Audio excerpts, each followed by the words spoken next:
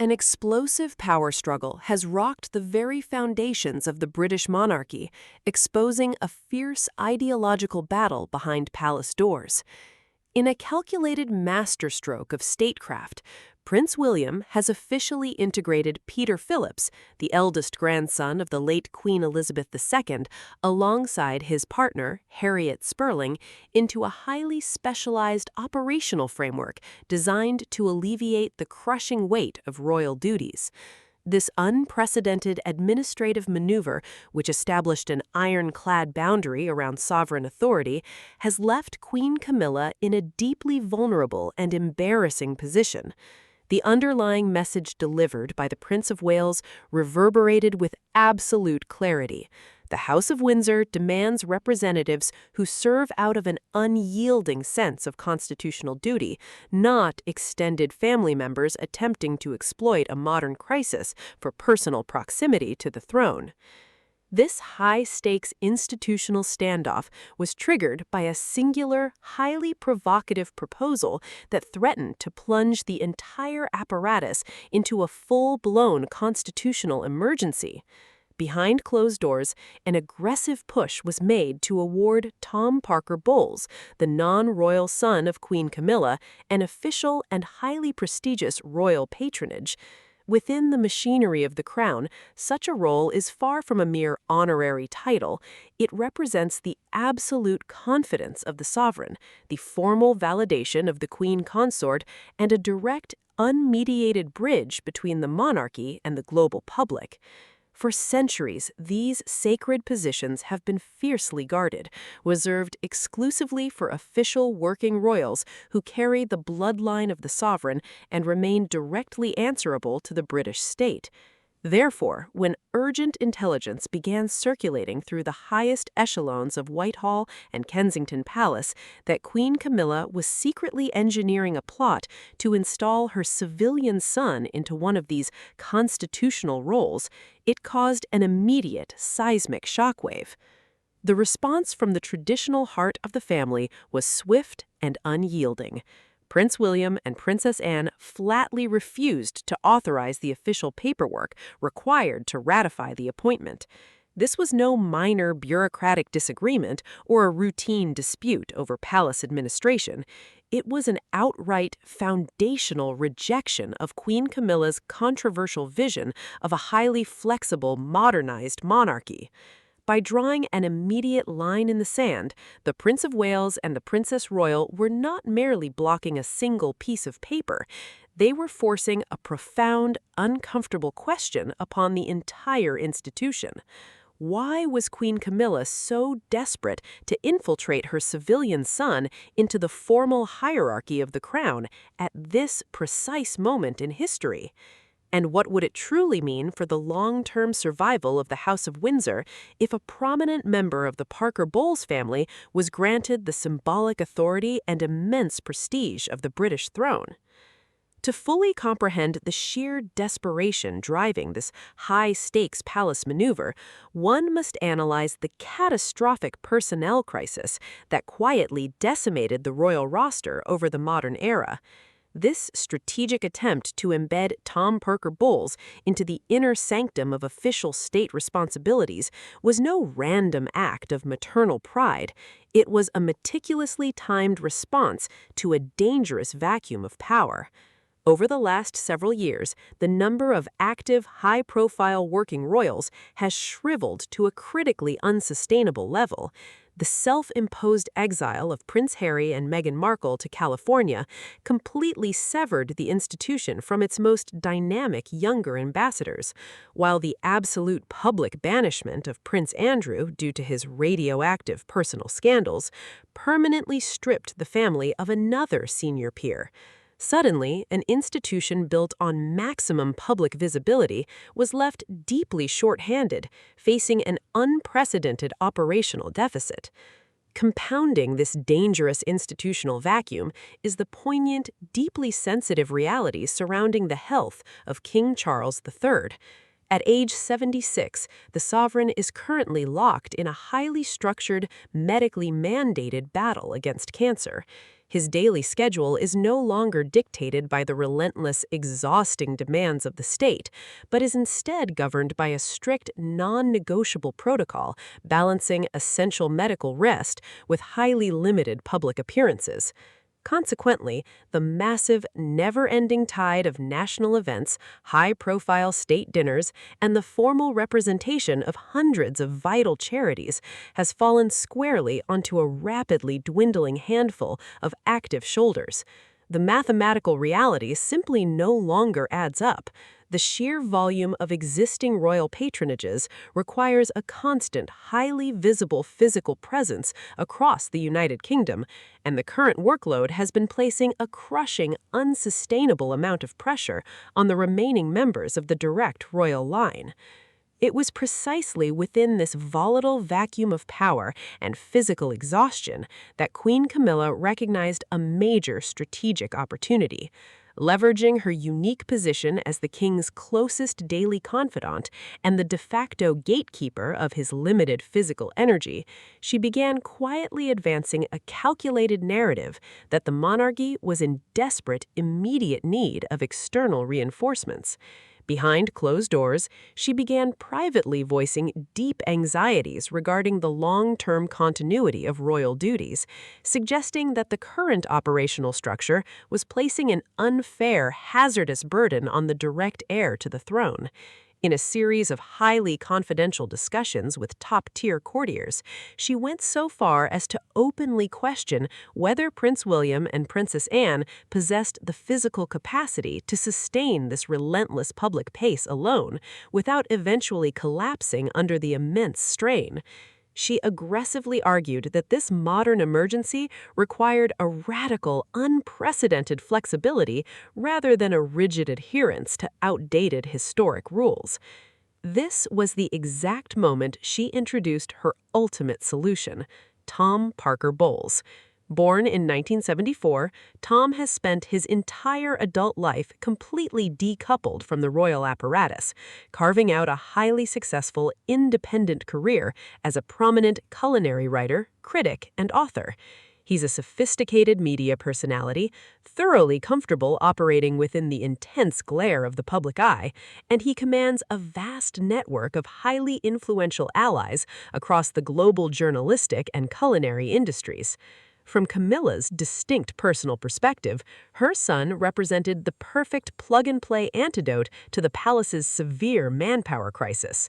She viewed him as a highly energetic, capable professional who had already demonstrated a significant, long-standing commitment to charitable endeavors in his private capacity. To her, introducing Tom into a select few high-profile royal patronages was not an aggressive grab for power, but rather a natural, pragmatic evolution of a modern blended royal family. She presented him as a completely loyal ally who could immediately step forward to absorb public demand, shoulder the institutional burden, and grant King Charles the vital breathing room he desperately required to heal. However, what Camilla framed as a common-sense, modern solution, Prince William and Princess Anne viewed as an existential threat to the very constitutional foundations of the crown. Their absolute refusal to entertain this appointment was never born out of personal animosity or petty jealousy towards Tom Parker Bowles as an individual, but out of a fierce, unyielding commitment to the sacred principles of the British monarchy. For Prince William and Princess Anne, the boundaries separating official state duty from private family life are absolute, immutable, and non-negotiable. The British monarchy derives its historic legitimacy from a clear, sacred bloodline and a strict covenant of lifelong public accountability. The official working roles within the family must be reserved exclusively for the sovereign, their direct blood descendants, and the immediate peers who have taken formal, lifelong constitutional vows to serve the state. The line of succession and the distribution of official duties must follow a rigid, predictable trajectory from the king to his children and then to his loyal siblings, Princess Anne and Prince Edward. To introduce a non-bloodline extended family member like Tom Parker Bowles into the official fabric of the state would completely shatter this essential boundary. It would signal to a skeptical modern world that royal status and the immense public privilege that accompanies it are no longer matters of birthright, constitutional law, and profound personal sacrifice, but instead are subject to the shifting whims of marital favoritism and personal backdoor influence. Prince William and Princess Anne recognized with absolute clarity that granting Tom a formal royal patronage would establish a highly dangerous institutional precedent. If the adult son of a queen consort can be quietly elevated to represent the British crown today, what is to stop the extended non-royal relatives of future monarchs from demanding similar access to the immense prestige, wealth, and authority of the state tomorrow? By drawing an ironclad, immovable line against the Parker Bowles family, the Prince of Wales and the Princess Royal reasserted a fundamental. Therefore, if Tom Parker Bowles were to be granted such a role, the implications would be catastrophic for the long-term integrity of the institution. It would mean that the monarchy was quietly, subtly, acknowledging Tom as an official representative of the royal house. It would blur the lines so completely that the public would no longer be able to distinguish between a bloodline member of the royal family, bound by a constitutional oath, and a private citizen who happens to be the son of the queen consort. This is the exact core of the disagreement, and it represents a battle line that Prince William has been preparing to defend for years. Long before this current crisis erupted, the Prince of Wales had been vocal about the absolute necessity of setting definitive, unyielding boundaries between the official royal family and the extended family of Queen Camilla. William has watched with a cautious, protective eye as the social circle around the Queen has slowly expanded its presence within royal spaces. He has always maintained that while Camilla is the crowned queen consort and deserves the respect that her high office commands, her children and relatives from her previous marriage must remain strictly classified as private citizens. They are welcome guests at private family celebrations, but they are entirely separate from the machinery of the state. The moment those boundaries are allowed to soften, even by a fraction of an inch, the credibility of the entire monarchy begins to erode. When the proposal to elevate Tom Parker Bowles was formally brought forward, Princess Anne and Prince William immediately turned the tables on the Queen's camp by launching a rigorous, unyielding cross-examination regarding palace protocol. They bypassed the emotional and personal arguments entirely and struck directly at the heart of administrative legitimacy. They demanded a full, transparent audit of the vetting process, questioning whether this recommendation had been subjected to the strict scrutiny of the formal royal councils. In ordinary circumstances, the appointment of a royal patron is an exhaustive process. It requires months of background checks, constitutional review, and the explicit formal consensus of senior advisors and council members who weighed the long-term impact on the reputation of the crown. William and Anne openly challenged the mechanisms by which Tom's name had progressed through the system. They asked whether the proper channels had been deliberately bypassed or accelerated under the cover of the current personnel shortage. By focusing their attack on the process, the Princess Royal and the heir to the throne exposed a deeply uncomfortable truth. The proposal lacked the institutional consensus required for a decision of this magnitude. They effectively forced the palace bureaucrats to admit that the normal, rigorous safeguards designed to prevent nepotism and favoritism had not been fully deployed. This tactical maneuver shifted the issue from a private family debate to a formal, undeniable matter of state governance, leaving the proponents of the appointment with no procedural ground to stand on. The escalation of this dispute quickly shattered the fragile peace within the palace corridors, splitting the royal household into two fiercely competing ideological camps. On one side stood the faction supporting Queen Camilla, a group composed of select modernizing courtiers, advisors, and a few sympathetic members of the wider aristocracy. This group chose to view the proposed elevation of Tom Parker Bowles not as a violation of sacred tradition, but a completely natural, modern recognition of his private charitable involvement and his growing public engagement. They argued passionately for institutional flexibility, pushing a narrative that a modern monarchy must be agile enough to adapt to unprecedented circumstances. To this faction, using an energetic, articulate, and well-meaning family member to plug a glaring gap in the royal workforce was a common-sense solution that reflected the reality of modern blended families everywhere. They believed that the public would easily accept Thomas' presence if it meant the work of vital national charities could continue without interruption. Opposing them was a formidable wall of resistance led by Princess Anne and Prince William, backed by the institutional weight of senior civil servants and traditionalist courtiers who populate the permanent structures of the monarchy. Critics of the proposal argued with absolute conviction that patronages linked to the crown carry a symbolic and constitutional importance that transcends individual achievement or temporary logistical convenience. To this group, the entire issue was stripped of personality. It was entirely a matter of institutional principle. They maintained that the British monarchy has survived for centuries, precisely because it has relied on carefully maintained, unyielding boundaries between private family relationships and official state authority.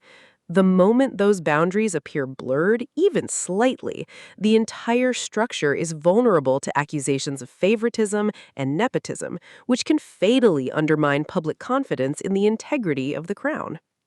As the confrontation intensified, senior officials who had initially treated the proposal as a routine administrative matter found themselves caught in a furious bureaucratic crossfire.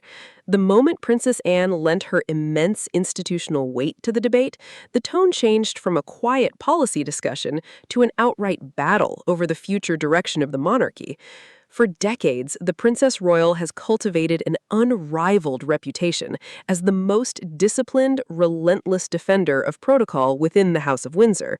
She is universally respected as someone who views established procedures not as bureaucratic inconveniences, but the very foundation upon which royal legitimacy rests.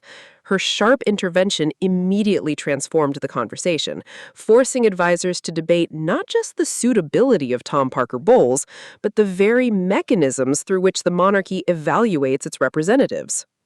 Princess Anne and Prince William initiated a devastating historic comparison, looking back at the long tradition of patronage appointments to highlight how dangerously this proposal departed from established precedent. Historically, when non-working or extended family members were granted roles, it was done under strict, tightly controlled parameters that left no room for ambiguity. For example, when lesser-known members of the bloodline were given roles, they still operated under a clear mandate of constitutional accountability. By contrast, introducing a non-bloodline stepchild into a high-profile role would represent a radical departure from modern royal history. The critics asked a piercing, uncomfortable question that reverberated through the palace. If the established rules and precedents could be adjusted or bypassed in this circumstance to accommodate a personal relationship, where would the boundaries be drawn in the future? If a stepson can represent the crown, what is to stop the monarchy from fragmenting into a loose collection of private interests? The sheer weight of Princess Anne's reputation meant that her insistence on a formal, unyielding council review could not be dismissed as mere stubbornness. Her voice carried the moral authority of 50 years of flawless service, forcing everyone in the room to recognize that this was a profound institutional crisis. She made it clear that the rules exist precisely to ensure that personal influence can never be allowed to overshadow the permanent responsibilities of the state. The debate was no longer about a single appointment or a single charity. It had evolved into a defining ideological conflict over governance, accountability, and public perception. By refusing to back down, the defenders of tradition forced the entire palace apparatus to confront a fundamental truth. The credibility of the monarchy cannot be maintained through titles alone, but through the unshakable perception that the rules apply consistently to everyone, regardless of circumstance or proximity to the throne. Just as the institutional deadlock reached its absolute peak, Prince William delivered a masterstroke of statecraft that completely dismantled Queen Camilla's argument of a manpower shortage. In a move that was both brilliantly strategic and intensely practical, the Prince of Wales advanced an alternative plan that aligned perfectly with the long-term vision of a streamlined, efficient monarchy. Instead of reaching outside the royal bloodline for reinforcement, William looked inward, tapping into the permanent structure of the family to bring forward a figure of impeccable pedigree and widespread public respect. He proposed utilizing Peter Phillips, the oldest grandson of the late Queen Elizabeth II and the son of Princess Anne, along with his partner Harriet Sperling. This calculation was designed to provide the monarchy with an elite, highly competent internal reserve team, effectively rendering the controversial nomination of Tom Parker Bowles entirely obsolete. The choice of Peter Phillips was a tactical triumph that received immediate, unanimous backing from seasoned royal experts and institutional traditionalists alike. Unlike those who have spent their lives insulated within the rigid confines of royal privilege, Peter occupies a unique position as a highly successful, self-made professional in the civilian world.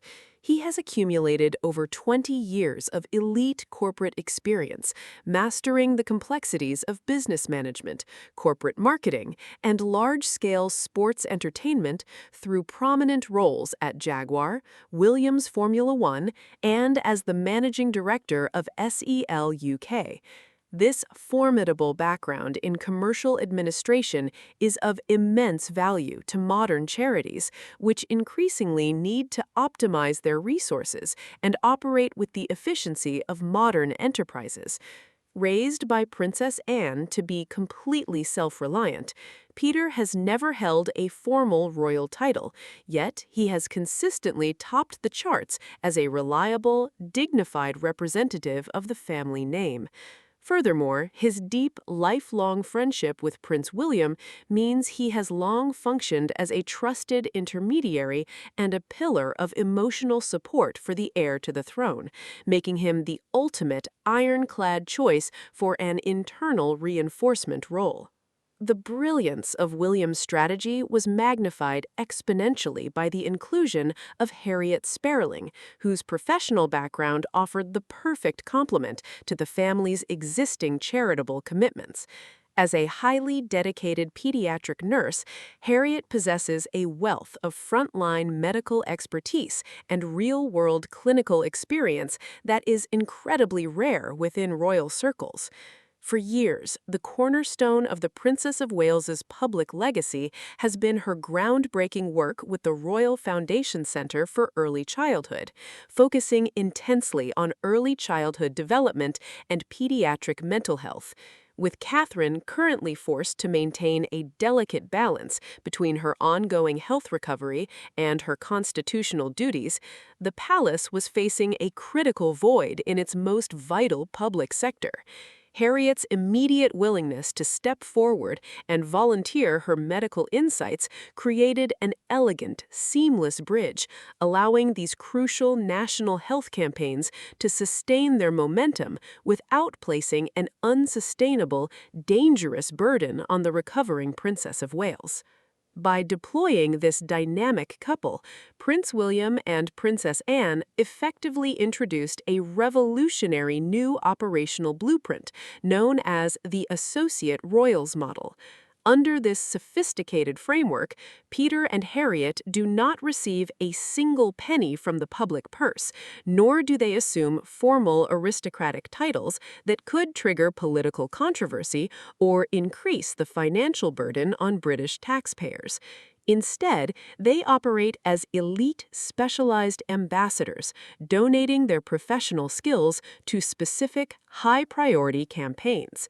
To ensure absolute institutional security and eliminate any potential risk of media scandal, Kensington Palace established an ironclad operational protocol.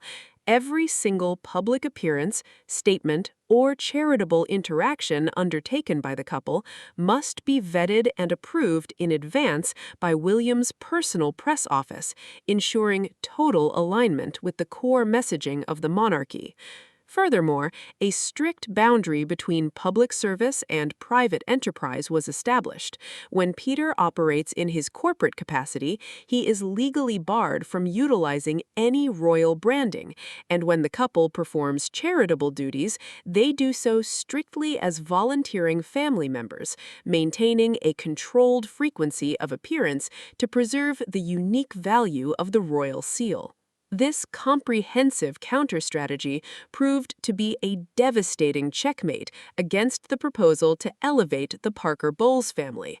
Prince William's declaration was clear and devastating in its polite finality.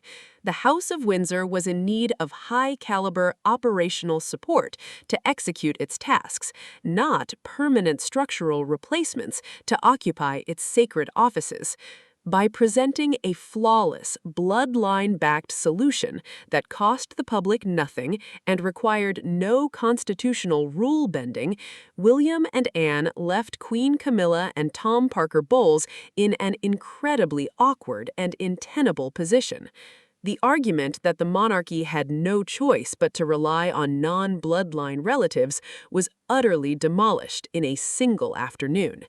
Harriet Sperling's enthusiastic readiness to serve, combined with Peter's corporate brilliance, provided a masterclass in quiet, dignified duty, exposing the attempt to introduce an outsider as an unnecessary, politically hazardous complication that the institution simply did not require.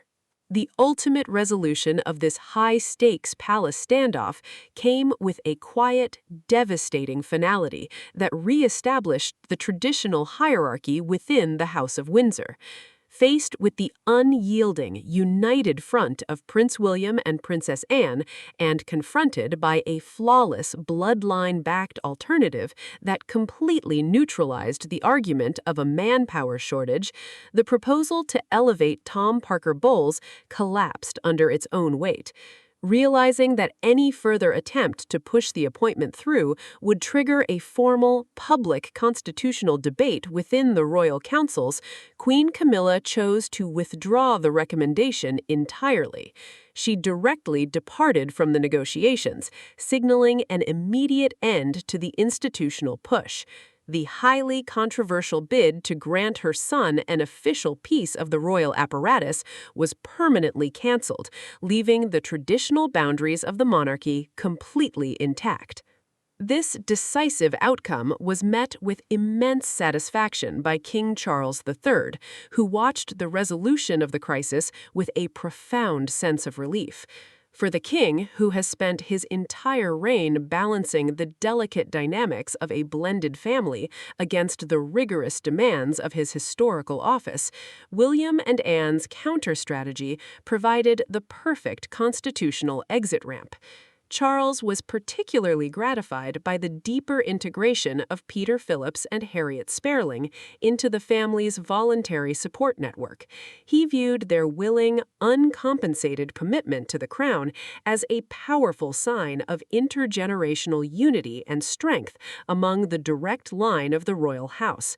The king's explicit approval of William's arrangement effectively sealed the matter, sending a clear message that the inner core of the monarchy remains fiercely protective of its bloodline identity. The reaction in the immediate family of the Prince and Princess of Wales was one of profound relief and quiet celebration. Catherine was reportedly delighted by the outcome, deeply grateful for Harriet's enthusiastic readiness to provide specialized support for the early childhood and pediatric health campaigns. For both Harriet and Peter, the opportunity to serve the institution in this targeted professional capacity was accepted with the utmost humility and honor.